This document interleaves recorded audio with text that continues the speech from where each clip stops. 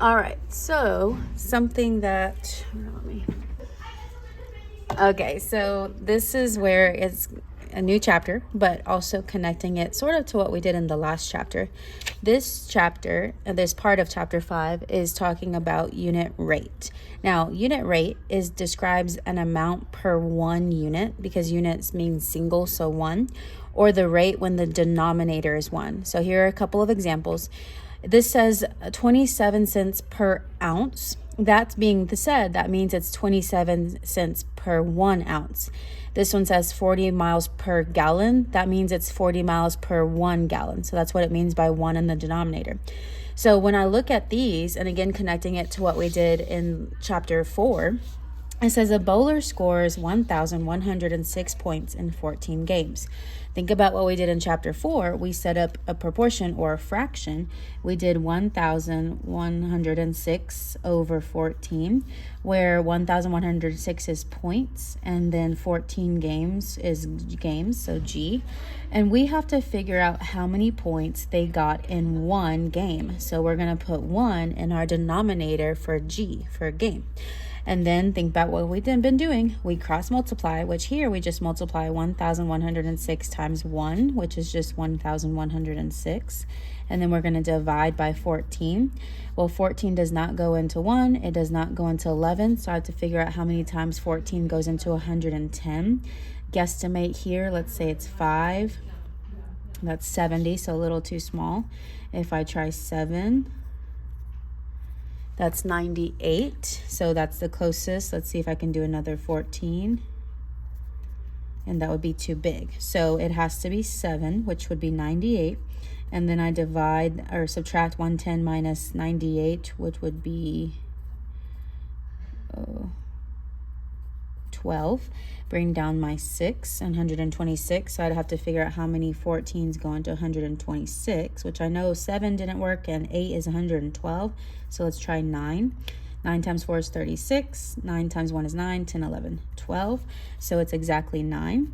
So this says unit rate for a bowler would be 126 points per game. Let's do the same thing here. An 11-ounce bottle of shampoo costs $4.62. The tricky part about this question is the order it gives me, we assume that it's going to be 11 over 462. But if you think about cost in any situation, we want it to be 462 for 11 ounces. Like it costs $4.62 for 11 ounces. So order does matter here. So in that case, I have to figure out how much it would cost for 1 ounce. So again, if I do my cost multiplication, it would just be 462 times 1, which is just 462. And then I'm going to divide that by 11. Well, 11 does not go into 4, so I got to bring my decimal up. 11 goes into 46 4 times, which is 44. 46 minus 44 is 2. Bring down my 2. And then 11 goes into 22 2 times. Notice the decimal where it's at, though. So this means it would cost 42 cents per ounce is how you would word it. So let's keep going. A 12-pack of orange soda is priced at $3. What is the price per soda? So notice this sentence right here. It says price per soda. That's the question telling you the order that the number should go. So that means the price should actually go on top over the sodas, which in this case it's 12-pack. So 12 goes on bottom. $3 is dollars and 12 is sodas. And they want me to figure out what 1 soda would be. That's what it means by price per 1 soda. Again, if I cross multiply, it would be $3 times 1, which is just $3, and then $3, which is just 3 divided by 12. Now, 12 does not go into 3, so in order to keep going, I put a decimal and a 0. 12 goes into 32 times, which is 24. 30 minus 24 is 6. Bring down another 0. 12 goes into 65 times. We'll do our 12s soon enough. And then so the cost would be 25 cents per soda. Now, where this comes in handy, something just side note, would be if you think about when you go to the grocery store and your parents are deciding, okay, do I want this 12 pack of soda or do I want this 6 pack of soda? And they look at the prices, they're determining which one gives them more bang for their buck, if you will. So that's where this comes in. So number 4, Pacific Coast Coffee is priced at $9 for 50 cups. What is the price per cup? So that means I'm going to put the price on top over the 50 cups. This is dollars, this is cups, and I have to figure out what 1 cup would be. So that's where the 1 comes in. Now I'm going to cross multiply, which means 9.00 times 1, which is 9.00. I have 50. Now this sort of is like our zero trick. If I can take off, well, I got to be careful actually. Let's double check here. So zero trick only applies if it's not after a decimal, so don't take off the decimal there. So it's just 50. Well, 50 does not go into 9, but I have to bring my decimal up. 50 goes into 90 once, and so to subtract that, that's 40, and I bring down the 0, and I have to figure out how many 50s go into 400. That would be, let's say, 8. 8 times 0 is 8. 8 times 5 is 40.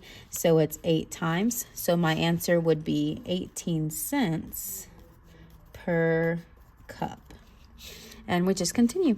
Jordan baked cupcakes at the local bakery. Jordan baked 120 cupcakes in 4 hours. What was Jordan's average cupcake per hour? So in this case, it's telling me cupcakes goes over hours.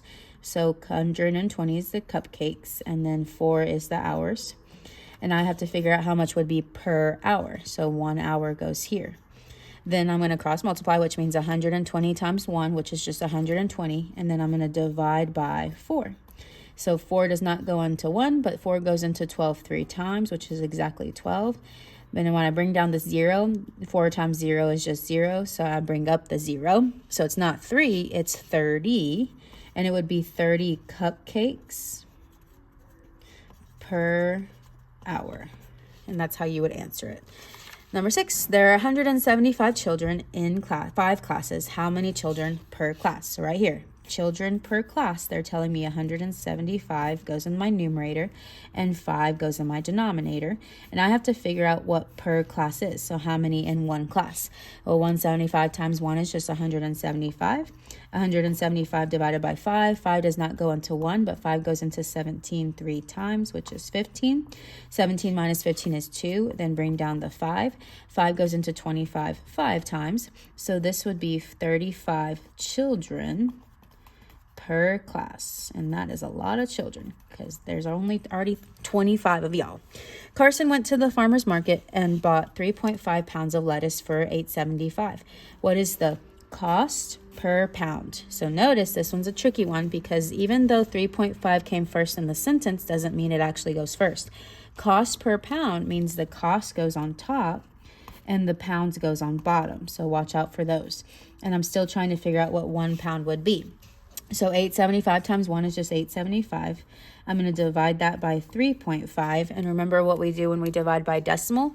I'm going to move the decimal place over to the right, which means I move it to the right on the inside. And I have to figure out what 35 is. 35 does not go into 87, but let's see how many times 35 goes into 87. If I did more than 2, it would be too much. So it would be 2 times, which is 70. 87 minus 70 is 17. And then bring down your 5. Guesstimate how many times 35 goes into 175. Let's see. 140 is too small, so maybe 5 times. 5 times 5 is 25, 15, 16, 17. So exactly 5. So this would be $25. Where's my decimal? Sorry, my decimal comes up between the 2 and the 5. So it's actually 2.50 per pound. So watch out for that decimal place because I almost missed it. Now, where it might get trickiest is questions like this. Notice that I have fractions in the question. Let's change those fractions to decimals. Remember my quarter trick? If it's 1/4 is 0.25, what is 3/4? That would be 0.75. And 8.5 would be 8.5. So let's use those instead. And it says how many minutes per mile. Be careful here because Ben walked 3/4 of a mile in 8.5 minutes. So 8.5 actually goes on top and 0.75 goes on bottom. And then 1 goes in the second one. So always watch the order there. They're telling you what to put, okay? Now I'm going to multiply 8.5 times 1, which is just 8.5. But then I'm going to divide that by 0.75. This time I have to move my decimal 2 times to the right, which means I'm going to move it 2 times to the right here, which means it ends up being 850. Well, 75 does not go into 8, and 75 goes into 85 once, which when I subtract, I get 10. Which means I have to figure out how many times 75 goes into 100. Well, 75 only goes into 100 once. And when I subtract that, I get 25. But then I have to keep going, so I bring my decimal up and add a 0 and figure out how many times 75 goes into 250. If I try 4 times, it's 300, so that's too large.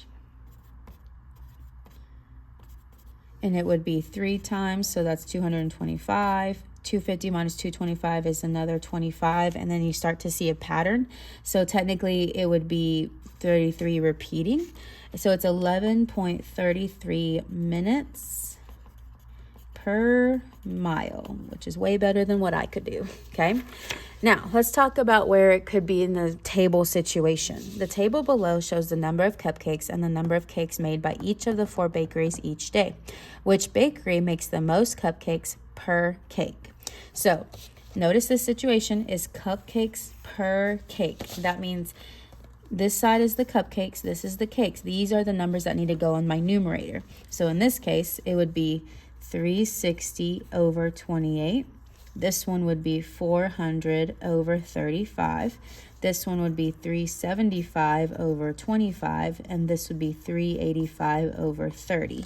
And I have to figure out each of those to determine which bakery makes the most per cupcake. So in this case, if it was a kind of in class situation, I would have one group do this one group do this one group do this one group do that one.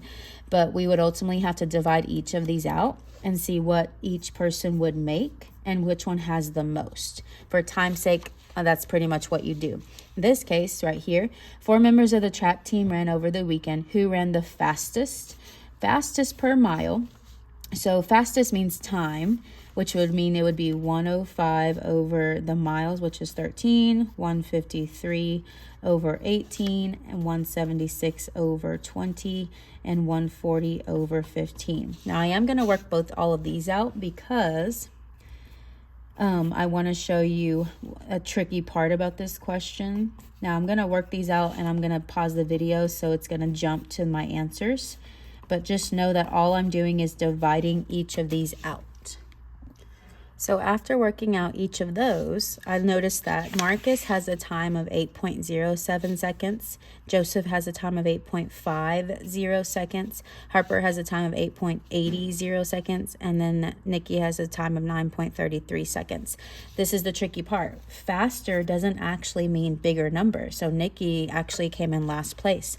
Faster means the smallest number. So if I think of these as money values, the smallest in this case would be the 8.07. So Marcus actually had the faster time. So it's just a process of dividing them all out to see who ended up being the fastest here.